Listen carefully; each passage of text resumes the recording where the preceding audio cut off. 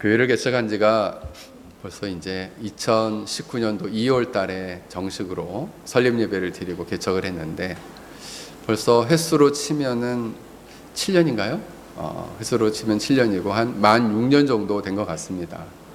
그런데 이 예배당에서 오늘 주일 예배는 물론 이제 새벽 기도나 목요 기도회는 이곳에서 하겠지만 주일 예배는 마지막 예배입니다. 이 예배당이.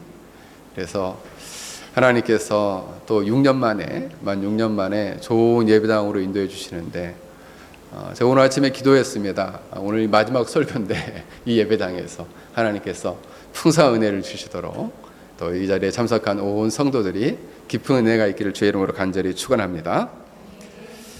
미국 남부 메릴랜드 주에 약 100년 전, 그러니까 한 150년 전쯤에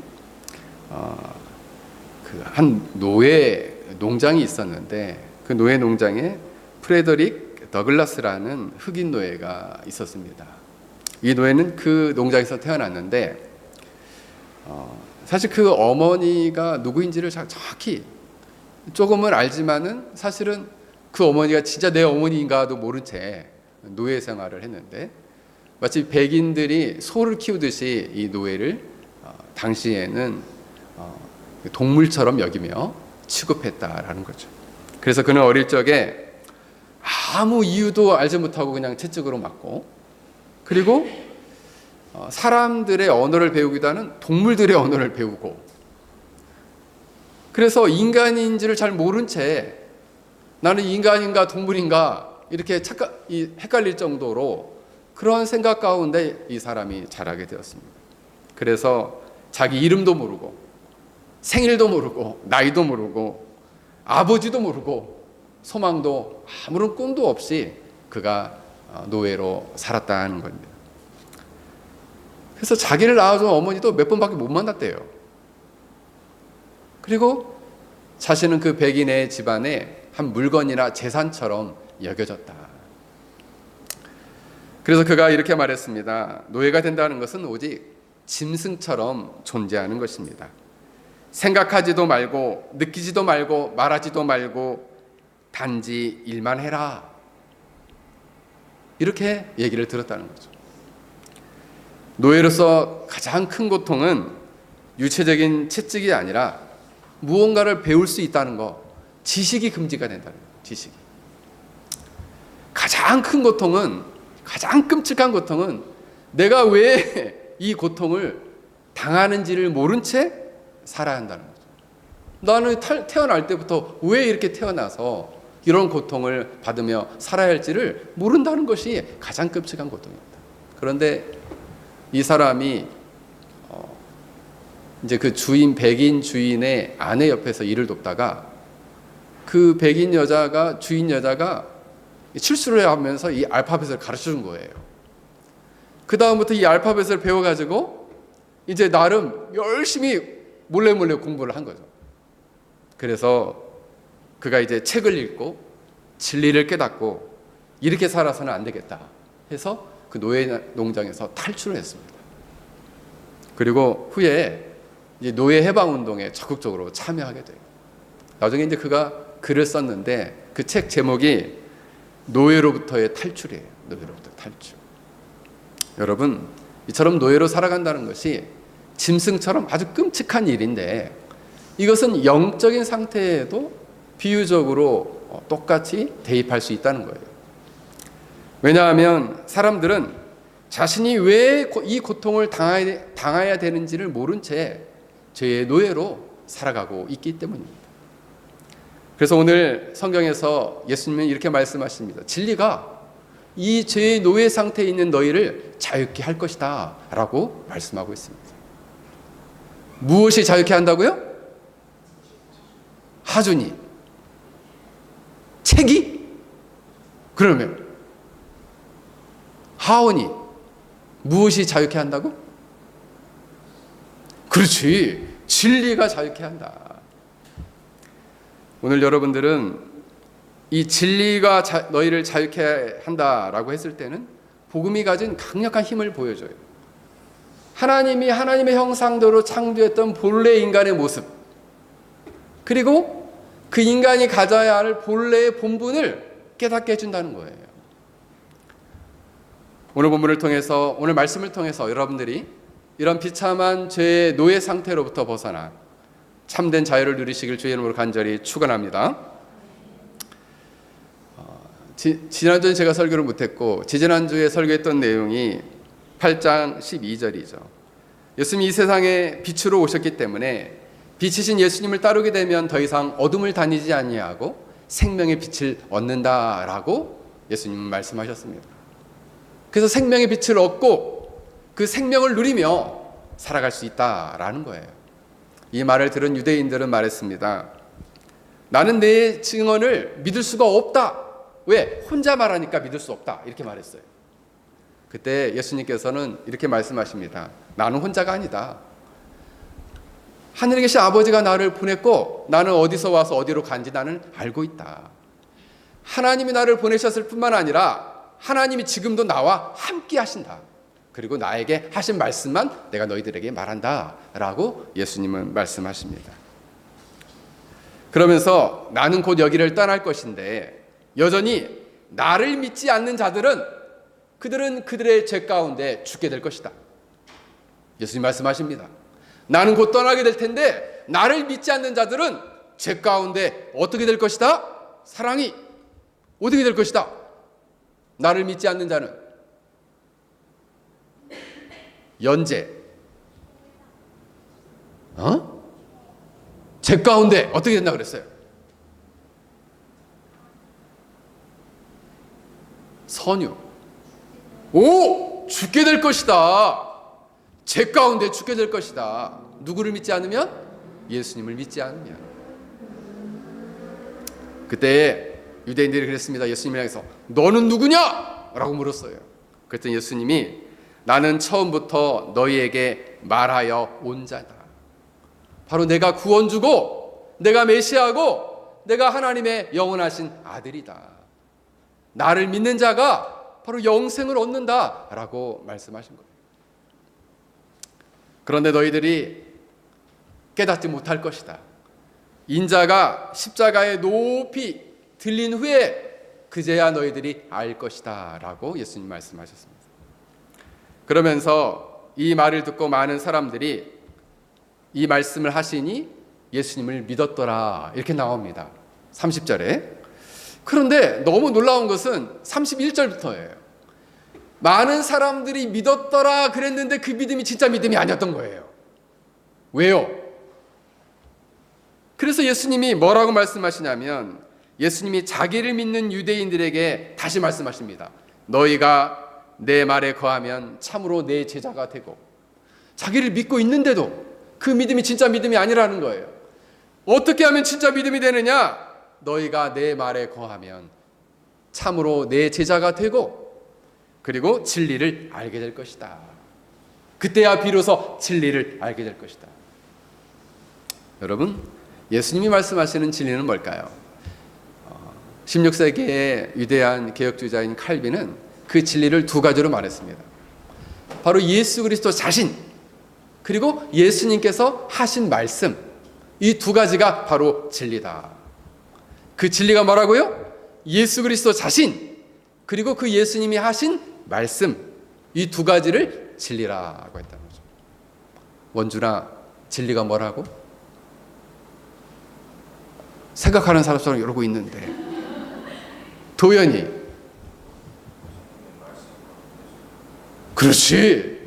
진리가 바로 예수님과 예수님이 하신 말씀, 그 진리를 너희가 내 안에 거하면 알게 될 것이다 라고 말씀하신 거예요.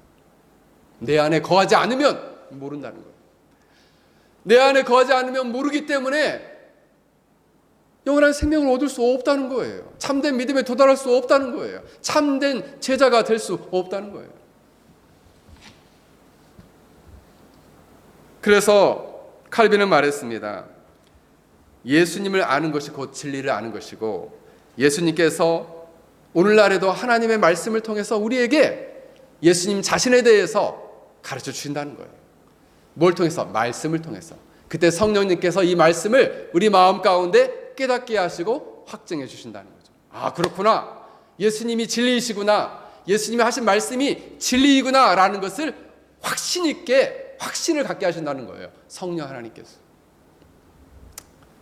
그래서 예수님이 이렇게 말씀하십니다. 그러므로 예수께서 자기를 믿는 유대인들에게 이르시되 너희가 내 말에 거하면 참으로 내 제자가 되고 진리를 알지니. 여러분, 여기서 이제 진리를 안다라고 했을 때에 어떻게 진리를 아는가? 내 말에 거하면. 그래서 내 말에 거하는 측면이 두 가지 측면이 있어요. 하나는 관계적인 측면에서 내 말에 거한다라는 의미는 예수님을 받아들이고 예수님을 믿고 마음으로 영접하고 받아들이면서 예수님과 생명적인 연합 가운데에 있다라는 거예요. 예수님을 영접하고 마음으로 영접하고 받아들여서 생명적인 연합을 이루고 그 안에서 사랑과 교제를 이루게 될 때 거한다라는 표현이 쓰인다는 거죠. 원문에 보면 이 거한다라는 단어가 메이데네라는 단어가 쓰여 있고, 원래 이 메이데네라는 단어가 메노라는 단어에서 왔는데 이게 머물다, 남아있다 이런 뜻이에요. 그래서 예수님의 말씀 안에 너희가 머물러 있거나 남아있으면 내 제자가 된다는 거죠. 그리고 진리를 알게 될 것이다라는 거예요. 그런데 이 말씀이 단순히 말씀 안에 거한다라는 것뿐만 아니라 예수님과의 친밀한 관계를 맺고 예수님을 마음으로 믿음으로 영접하고 구원주의 하나님의 아들로 받아들여서 영접해서 예수님과 영적인 놀라운 연합을 이루고 그 안에서 실제적인 교제와 사랑을 나눌 수 있다는 거예요. 여러분, 우리가 이제 최근에 집을 이사하신 분도 계신데 집에 있으면 가족들이 이렇게 모이게 되죠. 그죠? 그래서 집 안에 이렇게 머물게 되면 그 장소에서 이렇게 머물게 돼요. 그 장소에서 머물게 되면 가족끼리 만나게 되죠. 그래서 집에 있으면서 가족끼리 뭐 하나요? 집에서 있으면서 가족끼리 뭐 해요? 온유. 엄마랑 집에 있으면 뭐 해? 얘기를 한다. 바로 그거예요.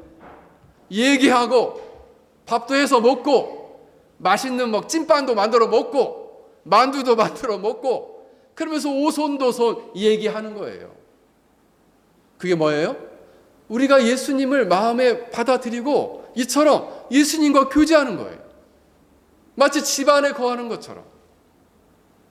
그래서 오손도손 그 안에서 사랑을 나누고 그리고 즐거워하는 거죠. 이런 모습을 요한복음 15장에서는 포도나무와 가지로 비유를 합니다. 예수님 안에 연합되어서 함께 거한다는 게 뭔지 15장 4절에 내 안에 거라 나도 너희 안에 거하리라. 5절에 나는 포도나무요 너희는 가지라 그가 내 안에 내가 그 안에 거하면 사람이 열매를 많이 맺나니 나를 떠나서는 너희가 아무것도 할 수 없느니라. 만약 거하지 않으면 사람이 내 안에 거하지 않으면 잘 들으세요. 가지처럼 밖에 버려져 마르나니 사람들이 그것을 모아다가 불에 던져 사르느니라. 우리가 예수님 안에 거하지 않으면요 마른 가지처럼 된대요. 마른 가지 봤어요? 마른 가지들은 모아서 불에 던져서 불쏘시개로 태워버린다는 거예요.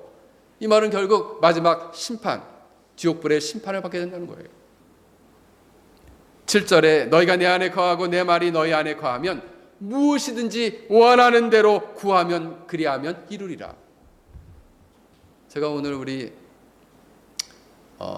다니엘 아빠한테 얘기했는데 사업에 있어서 사업을 하려면 사업을 잘하는 것도 중요하지만 하나님이 복을 주셔야 된다. 여러분 여기 나오잖아요.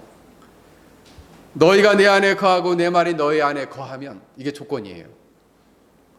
너희가 내 안에 거하고 내 말이 너희 안에 거하면 무엇이든지 원하는 대로 구하라. 그리하면 이루리라. 할렐루야. 그 얘기는 뭐예요? 예수님 안에서 예수님과 친밀한 교제와 연합을 이루는 가운데 그들이 원하는 소원들을 다 들어주시겠다는 거예요. 이거 얼마나 놀라운 일이에요. 그런데 왜 소원을 안 들어주실까요? 예수님 안에 안 거하니까. 예수님과 친밀한 연합을 이루지 않으니까 응답이 없는 거예요. 왜? 정욕대로 구하니까. 하나님이 기뻐하시는 대로 구하지 않으니까 응답하지 않는 거예요. 이렇게 주님 안에 거하게 될 때는 아름다운 열매를 맺게 되는 거예요. 그러므로 주님 안에 내 말에 거한다라는 의미는 관계적인 측면에서 예수님과 친밀한 연합과 교제를 이루고 그 안에서 사랑의 교제를 이룬다라는 거예요. 그때 비로소 여러분들은 참 제자가 되고 진리를 알게 된다. 그 진리를 안다는 것이, 그러면은 목사님, 예수님이 우리 안에 거하지 않으면 예수님이 하신 말씀 잘 모르게 되나요? 예, 모릅니다. 이 자리에 앉아서 똑같이 들어도 귀로 휙휙 지나가 버려요. 안 들려요, 하나도.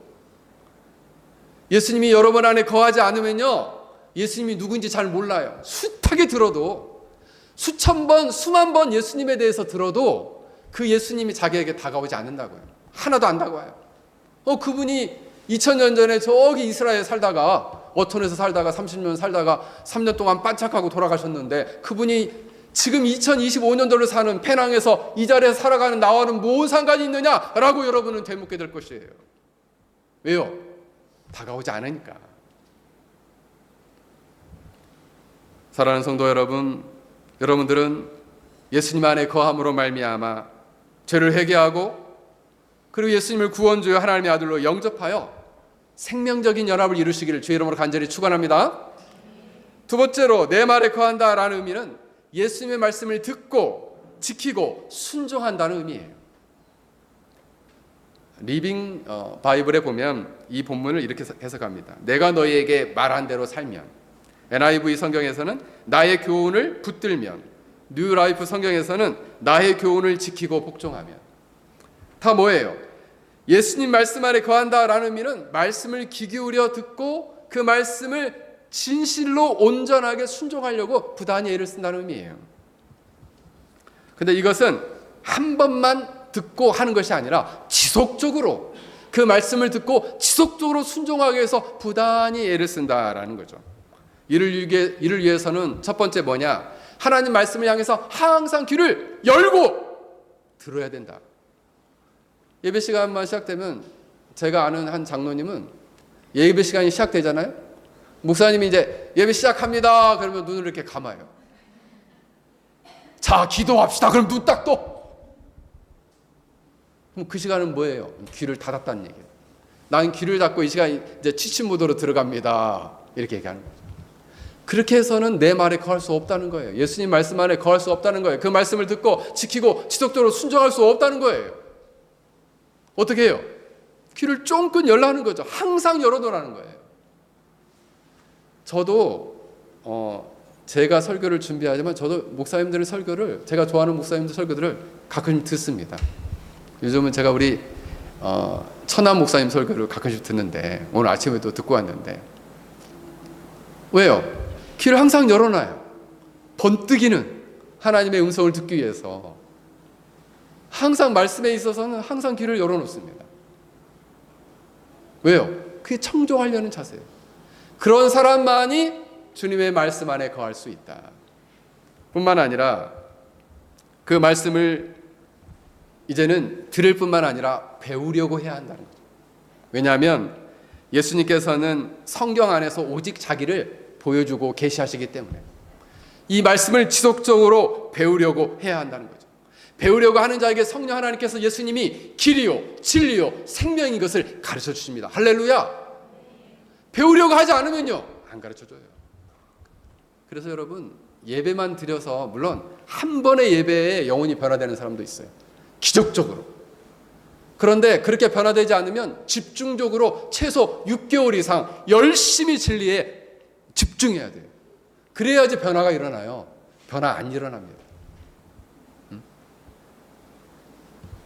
가정 평화를 위해서 예배를 드리는 사람은 절대 변화 안 일어나요. 제가 장담합니다. 진짜 변화 안 일어나요. 그냥 벼락 같은 은혜에 사도 바울 같이 자기는 믿기를 원하지 않았는데 갑자기 벼락처럼 주님이 만나주지 않으세요. 그런 경우는 인생에 한 번 일어날까 말까인데 거기에 여러분의 인생을 걸어서는 안 된다. 어떻게 하냐? 말씀을 배울 기회가 있으면 적극적으로 열심히 배워야 한다는 거예요. 왜? 성령 하나님께서 그 말씀을 통해서 예수 그리스도와 그의 말씀을 깨닫게 해주시고 확증해 주시고 가르쳐 주시기 때문에. 할렐루야. 그래서 하나님의 말씀을 배우게 될 때에 비로소 예수님은 그 말씀을 통해서 성령 하나님께서 그 말씀을 통해서 예수님에 대해서 예수님 말씀에 대해서 깨닫게 하시고 가르쳐 주신다. 그리고 그 안에서 어떻게 해요? 삶의 인생의 기준을 세워요. 그 말씀을 기초로 해서 자기 인생을 어떻게 살아야 할지 삶의 기준과 목표를 명확히 세우게 된다는 거예요. 그 목표와 기준대로 그 말씀의 원리대로 그 삶을 지속적으로 순종할 수 있게 되는 거예요. 그런 사람이 예수님 말씀 안에 거하는 자다. 할렐루야. 그런 사람이 참으로 제자가 되고 그런 사람이 진리를 알게 된다. 엄마 아빠가 이제 이렇게 있다 보면은 꼭 나갈 일이 생기죠. 그러면 우리 애들이 조금 이제 우리 누구쯤 커야 되나? 우리 5류나 선유쯤 되면은 엄마 저 교회 가서 좀 청소 좀 하고 와야 되니까 니네들 밖에 나가지 말고 집에 꼼짝 말고 여기서 공부도 하고 좀 잘 있어. 이렇게 얘기했어요. 그러면은 이제 애들이 어떻게 합니까? 엄마 말을 안 듣는 애들은 게임하지 말고 여기서 이렇게 공부하고 잘 있어. 이랬어요. 저희 아들은 어릴 적에 이제 엄마한테 한번 들킨 적이 있는데 엄마가 외출하면서 TV 보지 말랬거든요. 그러니까 이제 엄마가 언제쯤 들어올지 얘가 아니까 TV를 보고 딱 끈 거죠. 엄마가 들어올 때. 엄마가 들어오자마자 TV 뒤로 이렇게 손을 대봤어요. 이게 뜨뜻하거든. TV 봤지. 엄마 다 알아요. 우리 친구들 엄마 속이면 안 돼. 엄마 다 알아. 근데 착한 애들은 어떻게 합니까? 엄마 말씀에 잘 순종하죠. 엄마 말씀대로 밖에 나가지 않고 그냥 열심히 숙제도 하고 책도 읽고 엄마가 하라는 대로 한단 말이에요. 그게 뭐예요? 말씀 안에 거하는 거예요. 엄마 말씀대로 순종하듯이 하나님 말씀대로 순종하는 거예요. 사랑하는 성도 여러분, 그때 비로소 여러분들은 참 제자가 되고 그리고 진리를 알게 되고 진정으로 예수님과 더불어서 예수님을 깊이 만나고 그리고 주님이 기뻐하시는 참된 제자의 삶을 살게 된다. 여러분들이 이런 삶을 살 수 있기를 주 여러분 간절히 축원합니다. 그렇다면 진리가 주는 자유는 무엇인가? 진리는 어떤 자유를 줍니까? 유대인들은 이 본문을 오해를 했어요. 예수님 하신 말씀을 오해를 하고 이렇게 얘기를 합니다.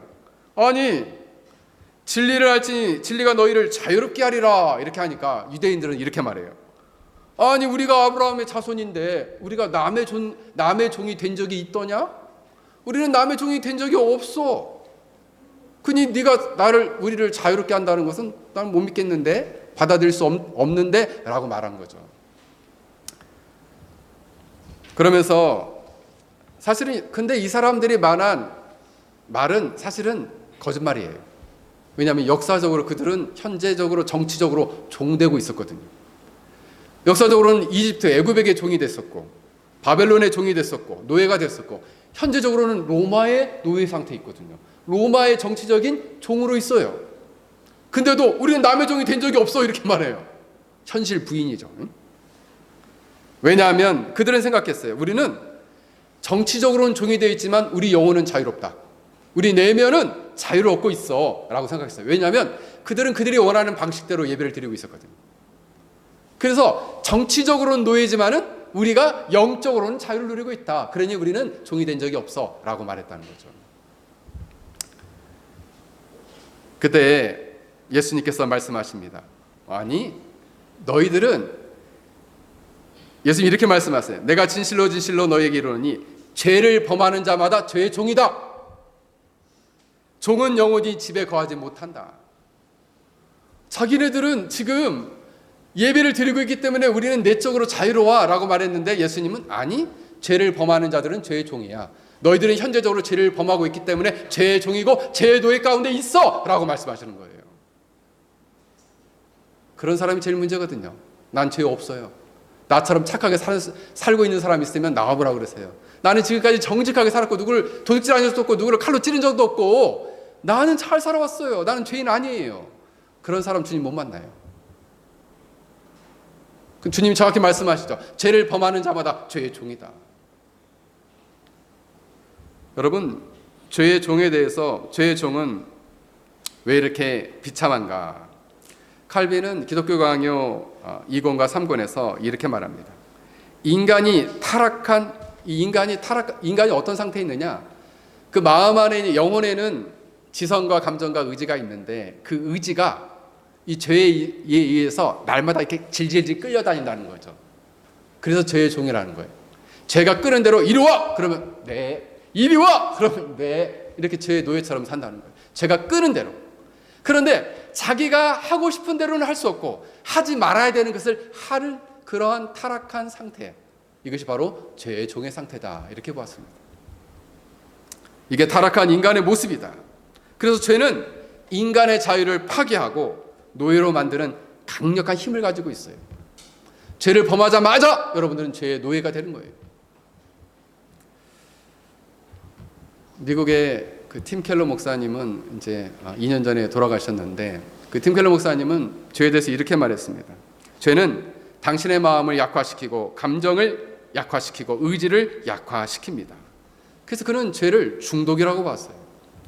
그래서 이제 이분이 주장한 굉장히 그 재미있는 주장이 있는데 죄의 중독적 순환. 그러니까 이제 죄가 어떤 식으로 이렇게 도는지를 이야기하는 거죠. 김 씨라는 분이 있습니다. 이분은 뭘 좋아했냐면 맥주를 좋아했어요. 뭘 좋아했다고요? 여기도 맥주를 좋아하시는 분이 계실지 모르겠는데 맥주를 좋아했대요. 그래서 이렇게 생각했어요. 이처럼 제가 가보니까 한국 사람들이 빡세긴 빡세요. 갔더니 요번에도 제가 이제 그 집사람 있는 병원이 이제 강남에 있어가지고 내가 강남역에 있었거든요. 근데 강남역에 그 에스카레이터를 이렇게 타잖아요. 근데 할머니들도 이 에스카레이터를 뛰어 올라가요. 이렇게 할머니들도 아니 넘어지면 어떡할지 모르겠는데 막 할머니 할아버지들이 막 뛰어 올라가 2칸씩 3칸씩. 나는 떨어질까 무서워서 그렇게 붙잡고 가는데. 그러니까 한국 사람들이 너무 직장생활이 힘들고 어려우니까 뭐라고 이제 다독거리냐면 너무 직장생활이 고단하니까 이 고단한 하루를 마치면서 시원한 생맥주를 한 잔 훅 하고 들이키면은 고단한 삶이 확 풀리고 얼마나 좋냐. 이렇게 자기를 위로한다. 그리고 타협했어요. 이 정도는 괜찮아. 이 정도는 내가 통제할 수 있어. 이거는 나를 위한 위로고 나를 위한 보상이다. 이렇게 생각을 한다는 거예요. 그래서 요즘 젊은 사람들도 엄청 술 먹습니다. 이번에 그 익선동 갔었거든요. 익선동. 종로구 익선동. 갔더니 어떤 그 포장마차 같은 집인데 젊은이들이 그 안에 빼곡히 앉아 있어. 수십 명이. 뭐 하느냐? 술 먹느라고. 심각합니다. 심각해. 그러니까 죄도 똑같아요. 죄가 자신의 삶의 주인이 돼서 아니야, 그 정도는 네가 통제할 수 있어. 그리고 네가 원하는 대로 너 살 수 있어. 라고 처음에는 얘기한다는 거예요. 근데 회사를 갔더니 너무 상사가 자기를 괴롭히고 그 집에 갔더니 자식들이 속썩이고 마누라가 막 잔소리를 해가지고 엄청 자기를 긁어대. 이렇게 힘들 때는 한 잔 마셔야지. 그래서 한 잔 마시는 거예요. 근데 이제 그 다음 단계가 뭐냐면 내성이 생기는 거예요. 한 잔 갖고는 안 되더라. 이것이 2잔 되고 2잔이 안 되면 3잔 되고 그래서 3잔, 4잔 계속 마신다는 거예요. 그러면서 맥주로는 안 되겠다. 이젠 좀 더 센 걸로 가야겠다. 위스키로 가야겠다. 위스키로. 그래서 그 다음부터 이제 막 요즘 사람들 또 위스키를 또 엄청 먹는데. 왜요? 점점점 죄가 내성이 생기는 거예요. 근데 이제 그러면서 세 번째 단계가 내성이 생기다면 세 번째 단계가 이 정도는 괜찮아 라고 부정한다는 거죠. 요 정도까지는 괜찮아. 문제 없어. 이 정도는 아무것도 아니야. 옆에 아내가 그 김 씨한테 말했어요. 여보, 당신 요즘 술 너무 많이 먹는 거 아니야? 당신 이렇게 먹다가 간 망가지면 어떡하려고 그래? 그랬더니 얘기하는 거예요. 이 정도는 다 먹어. 직장생활 하려면 요 정도는 그냥 기본이야. 당신이 이걸 이해해 줘야지. 이렇게 부정한다는 거죠. 건강은 괜찮아 말한다는 거예요. 그런데 나중에 어떻게 될까요? 이제는 압도의 단계가 옵니다. 제가 그를 완전히 압도시켜서 패배시킨다는 거예요. 그건 바로 뭐냐? 이제는 술을 자꾸 먹다 보니까 아침에 못 일어나요. 그래서 자꾸 지각을 해요, 회사 가서. 그리고 자꾸 해롱해롱하고 다니니까 중요한 프로젝트에서 빼버려요. 이 사람 맨날 술 먹고 해롱거린다고 하면서 빼버려요. 그래서 이제는 술 때문에 가족과도 멀어지고 직장에서도 소외되고 그리고 점점점 삶이 망가지게 된다는 거예요. 그게 바로 죄가 그를 압도하고 통제하는 상태예요. 죄는 이처럼 그래서 그것을 계속해서 반복하게 한다는 거예요. 그게 죄의 중독이다. 그러면은 마지막 단계는 어떻게 되나요? 술은 사실 어떻게 보면은 술은 암이에요, 암. 술 자체가 그 암세포를 담고 있어요.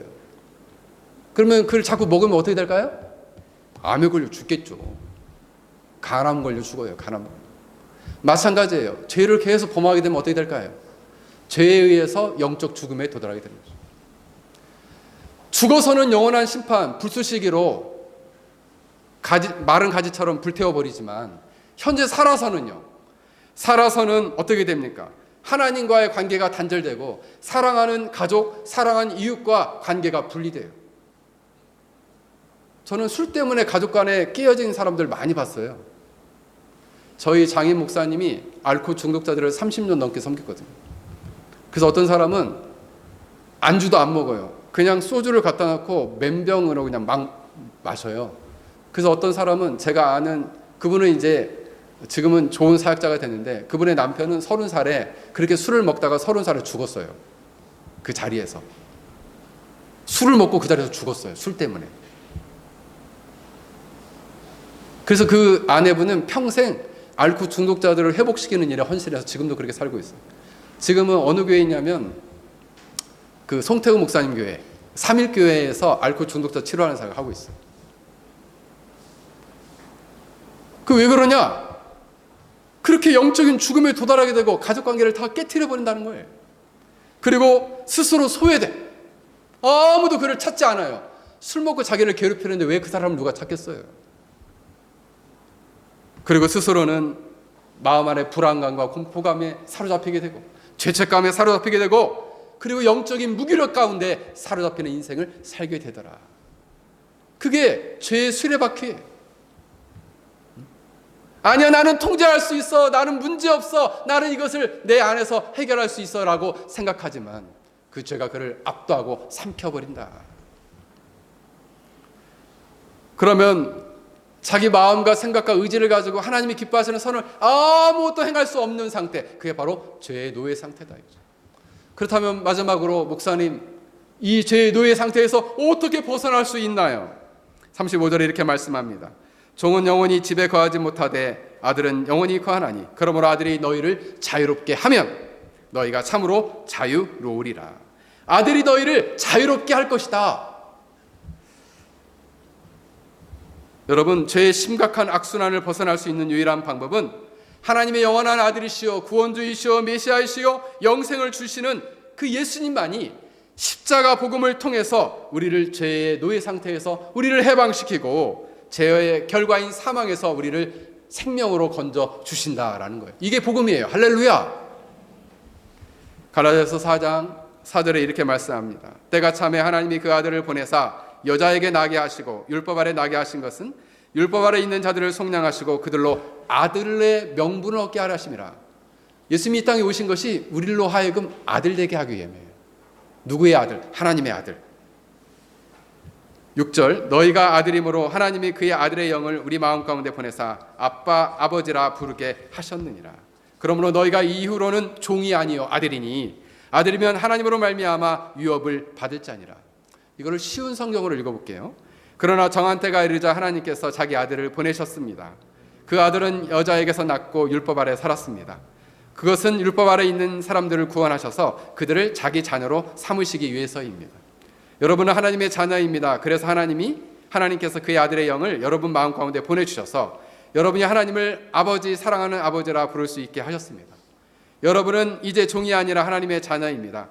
여러분은 하나님의 자녀가 되었으므로 하나님이 여러분에게 유업, 상속을 주실 것입니다. 여러분, 예수님으로 말미암아 예수님을 구원주의 하나님의 아들로 영접해서 우리가 하나님의 자녀가 되면 어떤 것을 상속해 주시느냐? 예수님과 영원한 생명과 영광을 누리게 됩니다. 그리고 온전한 구원을 받게 돼요. 하나님과 친밀한 관계와 사랑을 누리게 되고 하나님의 자녀의 신분을 갖게 돼요. 그리고 하나님을 아바 아버지라 부르는 특권을 주신다. 5가지예요. 할렐루야. 그래서 예수님은 이 아들이 종과 아들의 비유를, 종과 아들의 관계를 고대 가정에서 가져와요. 어느 집에 아들이 있고 종이 있어요. 근데 똑같은 환경에서 대부분 비슷한 밥을 먹고 비슷한 물을 먹고 비슷한 집에서 잠을 잔다는 거예요. 그런데 아들과 종의 차이점은 뭐냐? 아들은 자유가 있고 종은 자유가 없다. 아들은 그 집에 영원히 거할 수 있지만 종은 영원히 거할 수 없다. 그 종은 영원히 집에 거하지 못하고 어떻게 된다는 거예요? 불쏘시개로 던져진다는 거예요. 아들은 그 집에 거한다는 것은 영원한 생명을 얻는다는 거예요. 그래서 요한복음 15장에도 이 탕자의 비유에서 아주 중요한 고백을 해요. 탕자 둘째 아들이 화랑방탕하면서 패가 망신하고 돌아오죠. 그때 그가 이렇게 얘기를 해요. 내가 하늘과 아버지께 죄를 지었사오니 이제부터는 아버지의 아들이라는 이름을 감당하지 못하고 나를 품꾼의 하나, 종의 하나로 여겨주소서라고 하면서 일어나거든요. 아들의 신분을 버리겠다는 거예요. 그런데 돌아오자마자 아버지가 하는 게 뭐예요? 가락지를 껴주면서 내가 잃어버렸던 아들을 다시 찾았고 죽었던 아들을 내가 다시 살아난 아들을 만났다 하면서 우리가 잔치를 하자 이렇게 말하거든요. 그러므로 아들의 신분을 회복시킨 거예요. 예수님은 우리로 하나님의 자녀가 되고 아들이 될 수 있는 길이 되어주시기 위해서 이 땅에 오셨다는 거죠. 할렐루야.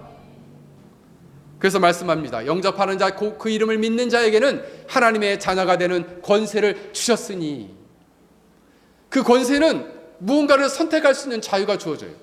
하나님의 자녀가 되면 2가지 방면에서 자유가 주어지는데 하나는 뭐냐면 죄와 죄의 결과인 사망으로부터 자유함을 얻게 됩니다. 오늘 본문처럼.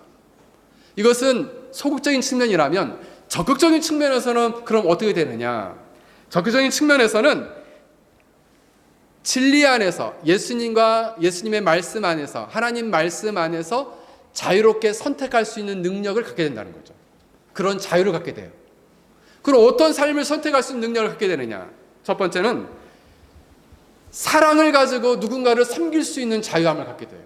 할렐루야.